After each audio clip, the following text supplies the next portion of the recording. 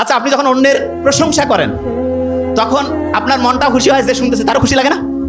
এইরকম অন্যের প্রশংসা করলেন, অন্যের সম্বন্ধে একটা ভালো জিনিস বললেন, যে শুনতেছে তারও ভালো লাগতেছে, আপনারও ভালো লাগতেছে। কেন জানেন? ওই সময় অক্সিটোসিন ক্ষরণ হয়। কি ক্ষরণ হয়? অক্সিটোসিন রক্তের যে নালীগুলো আছে না, এগুলোকে পরিষ্কার করে। কি করে? রক্তের নালীগুলো।